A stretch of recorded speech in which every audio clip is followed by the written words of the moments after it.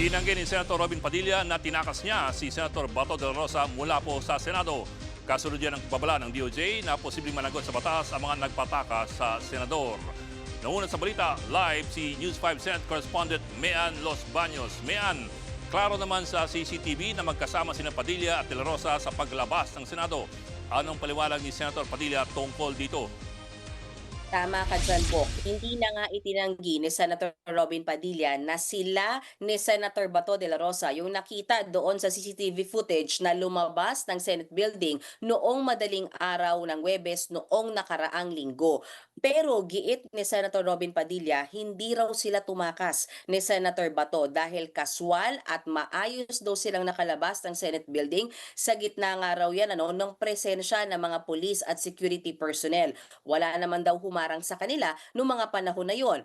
Kung matatandaan natin, Bok, nauna nang sinabi ni Senator Robin Padilla na sa kanya o nauna na niyang inamin na sa kanya nga yung nakuhaan ng ating mga kamera na sasakyan na lumabas nung bandang 2:30 ng madaling araw ng Huwebes mula sa Senate building. Narito yung naunang pahayag ni Senator Robin Padilla. Pakinggan natin.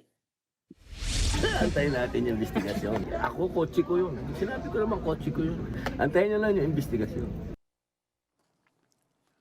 Bok, kung magkasama silang umalis ng Senado, hindi ba ibig sabihin na merong partisipasyon si Padilla sa pagtakas naman ni Bato?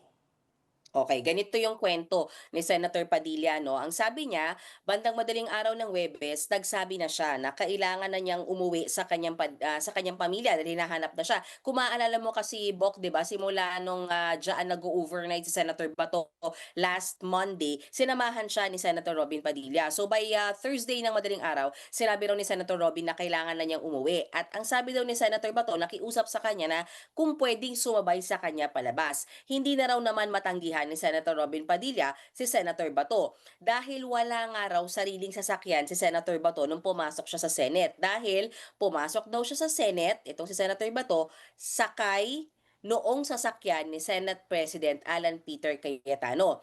Bago pa nangyari yan, sabi naman ni Senator Padilla, naramdaman na nila yung tensyon sa Senado dahil bukod dun sa malakihang rally na nangyayari sa labas ng Senado, ay syempre alam naman natin yung nangyaring barilan doon sa may second floor. Nakita raw ni Senator Padilla yung pag-aalala kay Senator Bato, hindi lamang sa kanyang sarili, kundi pati daw doon sa lahat ng tao na nasa loob at labas ng Senado bago nga ito nakiusap na kung pwede, sumabay na siya na lumabas ng Senate building gayong papauwi na rin naman sa kanyang pamilya itong si Senator Robin Padilla.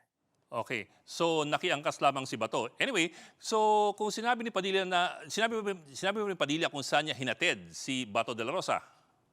Yes. Ang sabi ni Senator Robin Padilla ay kumbaga dinrap off lang niya si Senator Bato sa may bandang Makati kung saan sinundo daw si Senator Bato nung kanyang sariling sasakyan. Pero hindi na raw tinanong ni Senator Padilla kung saan pa papunta si Senator Bato noong mga panahong yon. Samantala, Bok, naniniwala si Senator Robin na hindi pugante ni Senator Bato de la Rosa dahil daw nakasalalay o nakabase yung warrant of arrest sa isang foreign entity o sa ICC.